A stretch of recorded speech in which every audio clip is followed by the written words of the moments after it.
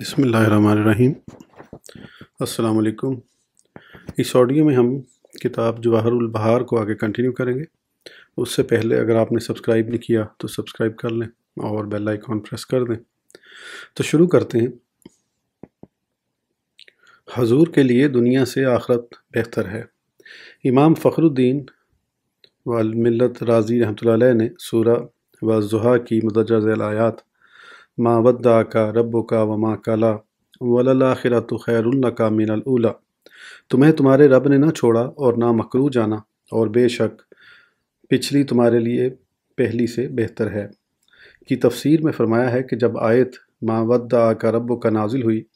تو اس کے نزول سے فخر دو عالم صلی اللہ تعالیٰ علیہ وسلم کے منصب رفیع کا اظہار اور عزت افزائی ہوئی، اور اس عز و شرف کے پیش نظر آپ کی تعظیم و توقیر پر لوگوں کو ابھارنے کی خاطر فرمایا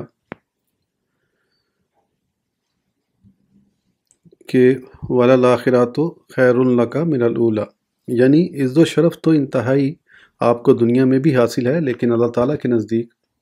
آخرت میں جس طرح آپ کو نوازا جائے گا اور آپ کی رفعت کا اظہار ہوگا، اس کے پیش نظر دنیا سے آپ کے لیے آخرت زیادہ بہتر اور زیادہ عظمت والی ہے۔ آگے امام رازی رحمۃ اللہ علیہ نے وَلَسَوْفَ يُؤْتِيكَ رَبُّكَ فَتَرْضَىٰ کی تفسیر بیان کرتے ہوئے فرمایا ہے کہ اس آیت کا کلام ما سبق سے دو طرح اتصال ہے، یعنی پچھلے سبق سے، جس سے باخبر رہنا چاہیے۔ چنانچہ پہلا، جب اللہ تعالیٰ نے یہ فرمایا کہ فخر دو عالم صلی اللہ تعالیٰ علیہ وسلم کے لیے دنیا سے آخرت بہتر ہے، تو اس فرق کی کوئی حد بیان نہیں فرمائی تھی، لیکن اس آیت کریمہ میں اس تفاوت کی مقدار بیان فرما دی اور مذکورہ بہتری کی غایت کو یوں واضح فرمایا کہ میرا محبوب وہاں نوازشات کی جتنی بارش پر راضی ہوگا اتنی برسا کر راضی کر لوں گا، صلی اللہ علیہ یا رسول اللہ۔ دوسرا، جب اللہ تعالیٰ نے یہ فرمایا کہ وَلَلْآخِرَةُ خَيْرٌ لَكَ مِنَ الْأُولَى، تو اس سے ان ماندین کا منہ بند ہو گیا جو یہ کہتے تھے کہ آپ کس طرح یہ دعویٰ کرتے ہیں کہ جو کچھ آپ کہتے ہیں آخرت میں اسی طرح ہوگا۔ تو اللہ تعالیٰ نے وعدہ فرما لیا کہ آخرت میں سب کچھ آپ کی مرضی کے مطابق ہوگا، اور اس دار فانی میں اتنی وسعت نہیں ہے کہ یہاں سرور کون و مکان صلی اللہ تعالیٰ علیہ وسلم کی تمام مرضیات کو پورا کیا جا سکے۔ چنانچہ اس لحاظ سے فخر دو عالم صلی اللہ تعالیٰ علیہ وسلم کے لیے دنیا سے آخرت بہتر ہے۔ معلوم ہونا چاہیے کہ اگر ہم راضی کرنے کے وعدے کو آخرت پر محمول کریں تو اسے کبھی منافع پر محمول کرنا ہوگا اور کبھی تعظیم پر۔ منافع کے متعلق حضرت عبداللہ بن عباس رضی اللہ تعالیٰ عنہ نے فرمایا کہ جنت میں 1000 مکان سفید موتیوں کے ہیں، ان کی مٹی مشک ہے، اور باقی سب کچھ اسی مناسبت سے ہے۔ تعظیم کے بارے میں حضرت علی اور ابن عباس رضی اللہ تعالیٰ عنہم فرماتے ہیں کہ اس سے مراد امت کی شفاعت ہے۔ حدیث شریف میں ہے کہ جب یہ آیت نازل ہوئی تو ہم بے کسوں کے آقا و مولا سیدنا محمد رسول اللہ صلی اللہ تعالیٰ علیہ وسلم نے فرمایا اگر میرا ایک امتی بھی دوزخ میں رہا تو میں راضی نہیں ہوں گا۔ معلوم ہونا چاہیے کہ اس وعدے کو شفاعت پر محمول کرنا کئی وجہ سے متعین ہے۔ مثلا اول، اللہ تعالیٰ نے سرور کون و مکان صلی اللہ تعالیٰ علیہ وسلم کو حکم دیا کہ دنیا میں استغفار کرتے رہیں۔ چنانچہ فرمایا وَاسْتَغْفِرْ لِذَنْبِكَ وَلِلْمُؤْمِنِينَ وَالْمُؤْمِنَاتِ، اے محبوب اپنے خاصوں اور عام مسلمان مردوں اور عورتوں کے گناہوں کی معافی مانگو۔ اللہ تعالیٰ نے یہاں آپ کو استغفار کا حکم دیا ہے، اور استغفار مغفرت طلب کرنے کو کہتے ہیں، اور جب کوئی کسی چیز کا طلبگار ہوتا ہے تو وہ ہرگز یہ نہیں چاہتا کہ اس کا سوال رد کر دیا جائے، اور نہ وہ اس سے خوش ہوگا، بلکہ اسے تو خوشی اس وقت ہوگی جب اس کی طلب پوری ہو جائے۔ جب یہ ثابت ہو گیا کہ جس سے رسول اللہ صلی اللہ تعالیٰ علیہ وسلم راضی ہو سکتے ہیں وہ سوال کا پورا ہونا ہے، نہ کہ اس کا رد کیا جانا۔ بس یہ آیت اس بات پر دلالت کرتی ہے کہ بے شک اللہ تعالیٰ آپ کو ہر وہ چیز عطا فرمائے گا جس سے آپ راضی ہوں گے۔ اس سے ہمیں معلوم ہو گیا کہ یہ آیت گناہ گاروں کی شفاعت پر دلالت کرتی ہے۔ دوم، اس آیت کریمہ کا پہلا حصہ اس مفہوم سے مناسبت رکھتا ہے، گویا بے شک اللہ تعالیٰ فرماتا ہے کہ اے محبوب نہ تمہیں چھوڑا اور نہ تم سے ناراض ہوا، بلکہ تمہارے کسی صحابی سے بھی ناراض نہیں اور نہ تمہارے کسی پیروکار اور ساتھ دینے والے ہی سے ناراض ہے، جو تمہاری رضا کا طلبگار ہے اور تمہارے دل کو راحت پہنچاتا ہے۔ یہ تفسیر اس آیت کے مقدمے سے بہت زیادہ مناسبت رکھتی ہے۔ صوم شفاعت کے بارے میں بکثرت احادیث وارد ہوئی ہیں جو اس بات پر دلالت کرتی ہیں کہ شفیع المذنبین صلی اللہ تعالیٰ علیہ وسلم یہی چاہتے ہیں کہ گناہ گاروں کی معافی ہو جائے، اور یہ آیت اس بات پر دلالت کر رہی ہے کہ اللہ تعالیٰ بے شک وہی کچھ کرے گا جو اس کا رسول چاہے گا۔ پس اس آیت اور حدیث کو جمع کرنے سے شفاعت کا حصول ثابت ہوتا ہے۔ حضرت امام جعفر صادق رضی اللہ تعالیٰ عنہ نے فرمایا ہے کہ میرے جد امجد سیدنا محمد رسول اللہ صلی اللہ تعالیٰ علیہ وسلم کی رضا اس میں ہے کہ خدا کو ماننے والا کوئی جہنم میں داخل نہ ہو۔ امام باقر رضی اللہ تعالیٰ عنہ فرماتے ہیں کہ قرآن کریم کے مفہوم و معنی میں دسترس رکھنے والے حضرات فرماتے ہیں کہ اللہ تعالیٰ کے ارشادات میں سب سے پر امید یہ آیت کریمہ ہے، یا عبادی الذین اسرفوا علی انفسہم لا تقنطوا من رحمت اللہ، اے میرے وہ بندو جنہوں نے اپنی جانوں پر زیادتی کی، اللہ کی رحمت سے نا امید نہ ہو۔ اور ہم اہل بیت کہتے ہیں کہ سب سے امید افزا مدرجہ ذیل آیت ہے،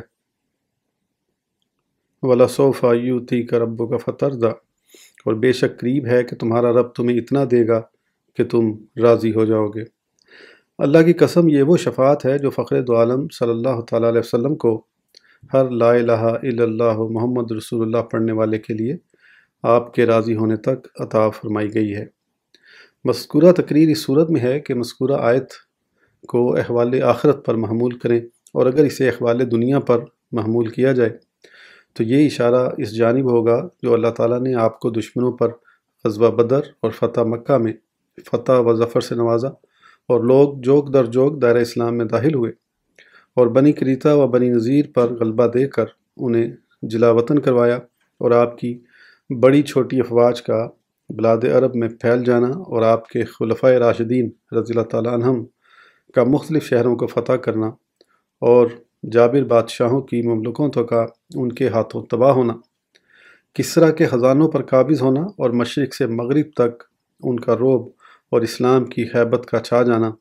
اور اسلام کی دعوت کا دنیا کے گوشے گوشے تک پہنچ جانا ہے۔ ہماری رائے میں دنیا اور آخرت دونوں ہی کی بھلائی پر اس آیت کو محمول کرنا اولا ہے۔ اللہ تعالیٰ نے اگرچہ اس آیت کریمہ میں یوتیکم نہیں فرمایا، لیکن فخر دو عالم صلی اللہ تعالیٰ علیہ وسلم کے طفیل یہ سعادتیں غلامان مصطفیٰ کو بھی اعلیٰ قدر مراتب حاصل ہیں، اور اس بشارت میں شمولیت اہل ایمان کی مختلف وجوہات ہیں۔ مثلا پہلی وجہ، فخر دو عالم صلی اللہ تعالیٰ علیہ وسلم ہی اگرچہ مقصود اصلی ہیں لیکن مومن آپ کے تابع ہیں۔ دوسری وجہ، جب اللہ تعالیٰ نے صحابہ کرام کو عزت و فضیلت سے نوازا تو حقیقت میں یہ سب کچھ نبی کریم صلی اللہ تعالیٰ علیہ وسلم ہی کے باعث تھا، لیکن اللہ تعالیٰ جانتا ہے کہ سرور کون و مکان صلی اللہ تعالیٰ علیہ وسلم کی شفقت ان پر اس درجے کو پہنچ چکی تھی کہ صحابہ کرام پر انعام و اکرام کی بارش ہونے پر اتنی مسرت و شادمانی ہوتی تھی جتنی خود اپنی ذات کو نوازے جانے پر بھی نہیں ہوتی تھی۔ اسی لیے تو قیامت میں دیگر انبیاء کرام نفسی نفسی پکاریں گے، یعنی اے اللہ مجھے جزا اور ثواب امت سے پہلے عطا فرما، کیونکہ میری اطاعت میری امت کی اطاعت سے پہلے ہے۔ لیکن آقا نامدار مدنی تاجدار صلی اللہ تعالیٰ علیہ وسلم بارگاہ الہی میں عرض کر رہے ہوں گے، امتی امتی، یعنی اے اللہ میری امت کو پہلے بہتر جزا عطا فرما، کیونکہ میری مسرت و شادمانی اسی میں ہے کہ اپنی امت کو ثواب میں کامران دیکھوں۔ تیسری وجہ، گویا اللہ تعالیٰ فرماتا ہے کہ میرے حبیب صلی اللہ تعالیٰ علیہ وسلم نے میرے ساتھ اچھا معاملہ کیا ہے کہ جب لوگوں نے ان کا چہرہ انور کو زخمی کر دیا اور دندان مبارک شہید کر دیے، اس وقت بھی ان کے لیے یہ دعا کی، اے اللہ میری قوم کو ہدایت مرحمت فرما، یہ جانتے نہیں ہیں۔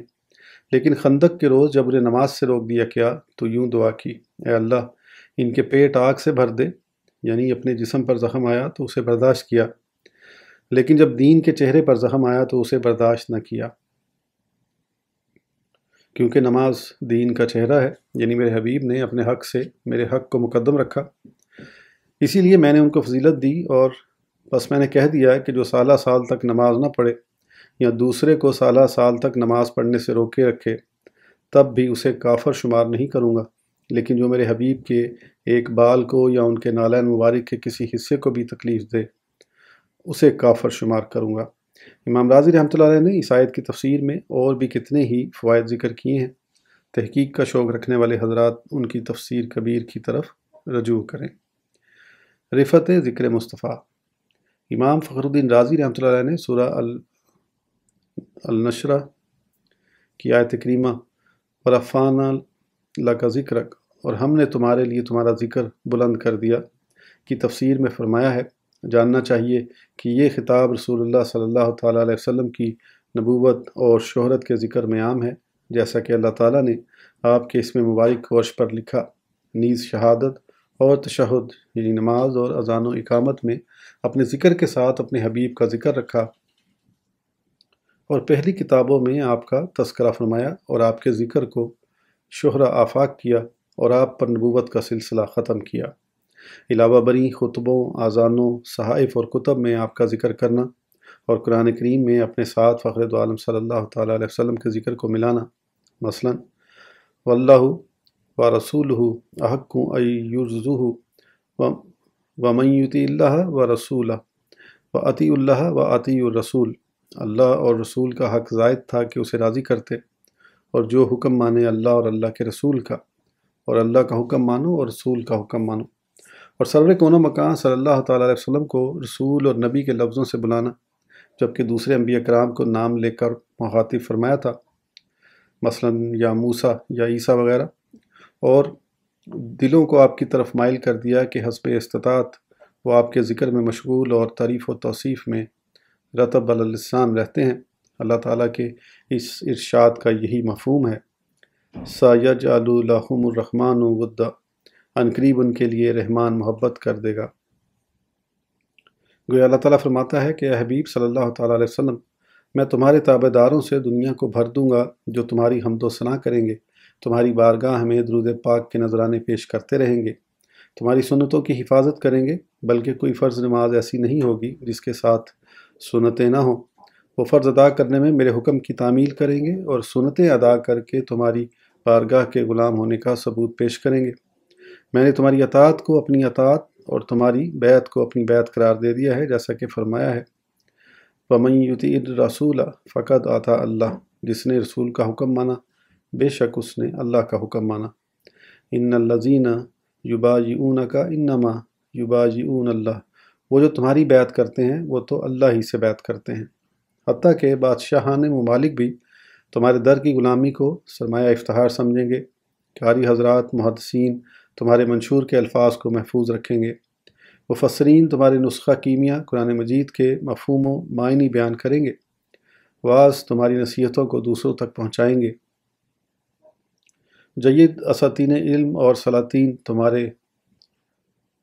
دربار میں غلامانہ حاضر ہوا کریں گے اور تمہارے در رحمت سے دور ہونے کے باوجود بھی سلام عرض کرتے رہیں گے، اور تمہارے روضہ اطہر کی مٹی کو اپنے چہروں کی زیب و زینت بنائیں گے، اور تمہاری شفاعت پر ہمیشہ بھروسہ کرتے رہیں گے، اور تمہارا عز و شرف تا قیامت اسی طرح باقی رہے گا۔ صاحب کوثر، انا آتیناک الکوثر فصلی لربک وانحر انا شانئک هو الابتر، اے محبوب بے شک ہم نے تمہیں بے شمار خوبیاں عطا فرمائیں، تو تم اپنے رب کے لیے نماز پڑھو اور قربانی کرو، بے شک جو تمہارا دشمن ہے وہی ہر خیر سے محروم ہے۔ امام فخر الدین رازی رحمۃ اللہ علیہ نے اس سورہ کوثر کی تفسیر میں فرمایا ہے کہ اس میں دو مختلف فوائد ہیں۔ پہلا فائدہ، یہ صورت پہلی صورتوں کے لیے تتمہ اور بعد والی صورتوں کے لیے اصل کی مانند ہے۔ پہلی صورتوں کے لیے تتمہ کی طرح اس وجہ سے ہے کہ اللہ تعالیٰ نے سورہ والضحیٰ میں سیدنا محمد رسول اللہ صلی اللہ تعالیٰ علیہ وسلم کی مدح و ثنا اور آپ کے حالات، فضائل و کمالات کی تفصیل بیان فرمائی ہے۔ چنانچہ اس صورت کی ابتدا میں نبی کریم صلی اللہ تعالیٰ علیہ وسلم کی نبوت کے بارے میں تین چیزوں کا ذکر فرمایا ہے۔ ما ودعک ربک وما قلی، تمہیں تمہارے رب نے نہ چھوڑا اور نہ مکرو جانا، وللآخرۃ خیر لک من الاولی، اور بے شک پچھلی تمہارے لیے پہلی سے بہتر ہے، ولسوف یؤتیک ربک فترضی، اور بے شک قریب ہے کہ تمہارا رب تمہیں اتنا دے گا کہ تم راضی ہو جاؤ گے۔ پھر سورت کو ختم کرنے سے پہلے فخر دو عالم صلی اللہ تعالیٰ علیہ وسلم کے حالات سے تین احوال کا ذکر فرمایا جن کا تعلق دنیاوی حالات سے ہے۔ وہ تین احوال یہ ہیں: علم یاجد کا یتیمن فآوا، کیا اس نے تمہیں یتیم نہ پایا پھر جگہ دی؟ ووجدہ کا ضالن فہدی، اور تمہیں اپنی محبت میں خود رفتہ پایا تو اپنی طرف راہ دی۔ ووجدہ کا عائلن فاغنی، اور تمہیں حاجت مند بنایا پھر غنی کر دیا۔ اس کے بعد اللہ تعالیٰ نے سرور کون و مکان صلی اللہ تعالیٰ علیہ وسلم کے بارے میں سورہ علم نشرح کے اندر تین ایسی عنایات کا ذکر فرمایا جن کے باعث آپ کو ممتاز فرمایا ہے۔ علم نشرح لک صدرک، کیا ہم نے تمہارا سینہ کشادہ نہ کیا؟ ووضعنا عنک وزرک الذی انقض ظہرک، اور تم سے تمہارا وہ بوجھ اتار لیا جس نے تمہاری پیٹھ توڑی تھی۔ ورفعنا لک ذکرک، اور ہم نے تمہارے لیے تمہارا ذکر بلند کر دیا۔ اس کے بعد سورہ والتین میں سید المرسلین صلی اللہ تعالیٰ علیہ وسلم کے عدل و شرف کی تین اقسام بیان فرمائی۔ پہلی بات یہ ہے کہ اللہ تعالیٰ نے آپ کے شہر کی قسم کھائی صلی اللہ تعالیٰ علیہ وسلم۔ وہ ارشاد ربانی یہ ہے: اور اس امانت والے شہر کی قسم کھاتا ہوں۔ دوسری بات یہ ہے کہ امت محمدیہ کی دوزخ سے خلاصی و نجات کا مزدہ سنا دیا گیا اور فرمایا الا الذین آمنوا وعملوا الصالحات، سوائے ان لوگوں کے جو ایمان لائے اور نیک کام کیے۔ مومنوں کو ثواب اور عنایات سے نوازنے کی بشارت سنا دی، جیسا کہ فرمایا ہے فَلَهُمْ أَجْرٌ غَيْرُ مَمْنُونَ، ان کے لیے بے حد ثواب ہے۔ اس کے بعد سورہ علق میں فخر دو عالم صلی اللہ تعالیٰ علیہ وسلم پر تین عنایات فرمانے کا ذکر فرمایا۔ اقرا بسم ربک، یعنی اپنے رب کے نام سے مدد حاصل کرتے ہوئے لوگوں کو قرآن کریم سناؤ۔ بے شک اللہ تعالیٰ نے سرور کون و مکان صلی اللہ تعالیٰ علیہ وسلم کو یہ خصوصیت عطا فرمائی ہے کہ فَلْيَدْعُوا نَادِیَہُ سَنَدْعُ الزَّبَانِیَہ، آپ پکارے اپنی مجلس کو، ابھی ہم سپاہیوں کو بلاتے ہیں۔ اللہ تعالیٰ نے سید الانبیاء صلی اللہ تعالیٰ علیہ وسلم کو قرب خاص سے نوازا ہے، جس کا یوں ذکر فرمایا وَاسْجُدْ وَاقْتَرِب، اس کی نہ سنو اور سجدہ کرو اور ہم سے قریب ہو جاؤ۔ سورہ قدر میں اللہ تعالیٰ نے اس امر کا ذکر فرمایا ہے جو شب قدر کے ذریعے سرور دو عالم صلی اللہ تعالیٰ علیہ وسلم کی عزت افزائی کی گئی ہے۔ اس میں بھی تین طرح فضیلت کا اظہار فرمایا گیا ہے۔ یہ رات 1000 مہینوں سے بھی بہتر ہے، اس میں فرشتے اور روحوں کا نزول ہوتا ہے۔ یہ رات طلوع فجر تک سلامتی والی ہے۔ اللہ تعالیٰ نے سورہ بینہ میں سرور کون و مکان صلی اللہ تعالیٰ علیہ وسلم کے طفیل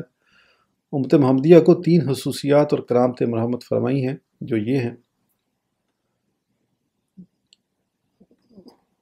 اولہا انہ خیر البریہ، پہلی خصوصیت یہ کہ وہ ساری مخلوق سے بہتر ہے۔ دوسری یہ کہ ان کے رب کے پاس ان کی جزا بھیجتے ہیں، اور تیسری خصوصیت یہ کہ اللہ ان سے راضی ہے۔ اللہ تعالیٰ نے سورہ زلزال میں نبی کریم صلی اللہ تعالیٰ علیہ وسلم کو تین طرح عزت و شرف سے نوازا ہے۔ یومئذ تحدث اخبارہا، اس دن وہ اپنی خبر بتائے گی۔ اللہ تعالیٰ کے اس فرمان کا مقتضا یہ ہے کہ قیامت کے روز نبی آخر الزمان صلی اللہ تعالیٰ علیہ وسلم کی امت کے بارے میں طاعت اور عبودیت کی گواہی دے گی۔ یومئذ یصدر الناس اشتاتا لیروا اعمالہم، یہ ارشاد الہی اس بات پر دلالت کرتا ہے کہ لوگوں پر ان کے اعمال پیش کیے جائیں گے اور نیک اعمال کو دیکھ کر انہیں مسرت و شادمانی ہوگی۔ فَمَن يَعْمَلْ مِثْقَالَ ذَرَّةٍ خَيْرًا يَرَهُ، اس میں کسی شک و شبے کی گنجائش نہیں کہ اللہ تعالیٰ کی معرفت سب سے بڑی بھلائی ہے، بس یقیناً انہیں اس کا ثواب حاصل ہوگا۔ اس کے بعد سورہ العادیات میں اللہ تعالیٰ نے امت محمدیہ کے غازیوں اور مجاہدوں کو سراہا اور ان کے گھوڑوں کی قسم کھائی ہے۔ یہاں ان کے گھوڑوں کی تین اوصاف بیان فرماتے ہیں۔ والعادیات ضبحًا، قسم ان کی جو دوڑتے ہیں سینے سے آواز نکلتی ہوئی۔ فالموریات قدحًا، پھر پتھروں سے آگ نکالتے ہیں سم مار کر۔ فالمغیرات صبحًا، پھر صبح ہوتے تاراج کرتے ہیں۔ اللہ تعالیٰ نے امت مرحومہ کو سورہ القاریہ میں تین چیزوں کے ساتھ شرف بخشا ہے۔ فَأَمَّا مَنْ ثَقُلَتْ مَوَازِینُهُ، تو جس کی تولنے بھاری ہوئیں، فہو فی عیشۃ راضیۃ، وہ تو منمانے عیش میں ہیں، وہ تو اپنے دشمنوں کو نار حامیہ بھڑکی ہوئی آگ میں دیکھیں گے۔ اللہ تعالیٰ نے اپنے حبیب صلی اللہ تعالیٰ علیہ وسلم کو سورہ تکاثر میں یہ شرف بخشا کہ جو لوگ آپ کے دین متین اور آپ کے شریعت مطہرہ سے منہ پھیریں گے انہیں 3 طرح عذاب دیا جائے گا۔ وہ جہنم کو دیکھیں گے، وہ اسے عین الیقین کے ساتھ دیکھیں گے، ان سے نعمتوں کے متعلق پوچھا جائے گا۔ اور فخر دو عالم صلی اللہ تعالیٰ علیہ وسلم کو سورہ والعصر میں 3 شرف عطا فرمائے کہ آپ کی امت پر یوں انعامات کی بارش ہوگی کہ وہ دولت ایمان سے مالا مال ہوگی، جیسا کہ فرمایا ہے اِلَّا الَّذِينَ آمَنُوا، وہ اعمال صالح سے مزین ہوگی، چنانچہ ارشاد ربانی ہے وَعَامِلُوا الصَّالِحَاتِ، وہ مخلوق خدا کو اعمال صالح کا راستہ دکھائے گی، نیز انصاف اور صبر کی تلقین کرے گی۔ پھر اللہ تعالیٰ نے سورہ حمزہ میں سرور کون و مکان صلی اللہ تعالیٰ علیہ وسلم کو یہ فضیلت عطا فرمائی کہ جو آپ کی بدگوئی کرتا پھرے اور پیٹھ پیچھے ناشائستہ الفاظ استعمال کرے اسے 3 طرح عذاب دیا جائے گا۔ دنیا میں اس کا مال کوئی فائدہ نہیں پہنچا سکے گا، یعنی مال کو نیک کاموں میں خرچ نہیں کرے گا، یا اگر ایسی جگہ خرچ بھی کرے تو اس کا کوئی عمل قبول نہیں ہوگا۔ اسی لیے یحسب ان ما لہ اخلدہ فرمایا ہے، وہ دوزخ کے اس حصے میں پھینکا جائے گا جسے خطمہ کہتے ہیں، اسے دوزخ میں پھینک کر دروازے بند کر دیے جائیں گے اور اس سے نکلنے کی ہر امید منقطع ہو جائے گی، جیسا کہ اللہ تعالیٰ نے فرمایا ہے انہا علیہم موصدۃ۔ اللہ تعالیٰ نے آپ کو سورہ فیل میں یہ شرف عطا فرمایا کہ آپ کے دشمنوں کے مکر و فریب کو 3 طرح خاک میں ملا کر رکھ دیا۔ وہ مکر و فریب اور طاقت کے ذریعے جو مقصد حاصل کرنا چاہتے تھے اسے خاک میں ملا دیا گیا، ان پر اڑتے ہوئے ابابیل بھیجے، ان کو ایسے ہلاک کیا کہ کھائی ہوئی گھاس کی طرح کر دیا۔ اللہ تعالیٰ نے آپ کو سورہ قریش میں یہ شرف عطا فرمایا کہ آپ کے آباء و اجداد کی مصلحتوں کے پیش نظر ان کی 3 طرح رعایت فرمائی۔ قریش کے دل مول لینے کے لیے انہیں موافقت اور محبت کرنے والا بنایا، انہیں بھوک سے محفوظ رکھنے کے لیے بافراغت روزی دی، انہیں خوف سے امن میں رکھا۔ آج کی آڈیو کے لیے اتنا ہی، پھر انشاءاللہ اگلی آڈیو میں آگے کنٹینیو کریں گے۔ اس وقت تک کے لیے اجازت دیجیے، سبسکرائب کرنا نہ بھولیں۔ اللہ حافظ۔